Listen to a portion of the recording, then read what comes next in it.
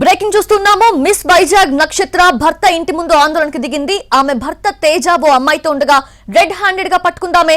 తనకి విడాకులు ఇవ్వకుండా వేరే అమ్మాయిని పెళ్లి చేసుకున్నాడని మండిపడుతోంది. తనకి న్యాయం చేయాలని కోరుతోంది నక్షత్ర. 2017లో తేజని ప్రేమించి పెళ్లి చేసుకుంది నక్షత్ర. వీరిద్దరికి 2013లో ఓ సినిమా షూటింగ్ లో పరిచయం అయింది. తేజ నక్షత్రకు ఒక పాప కూడా ఉంది. ఇప్పుడు తన భర్త రోజుకు అమ్మాయితో తిరుగుతున్నారని నక్షత్ర ఆరోపిస్తోంది. పొలిటీషియన్ కూతురుతో ఉన్న భర్తను రెడ్ హ్యాండెడ్ గా పట్టుకుంది. తనను తన పాపను చంపేస్తామని కూడా బెదిరిస్తున్నారని నక్షత్ర ఆరోపిస్తోంది. తమకేమైనా జరిగితే వారిదే బాధ్యత అవుతుందని చెప్తోంది. తనకు తన భర్త కావాలని డిమాండ్ చేస్తోంది నక్షత్ర.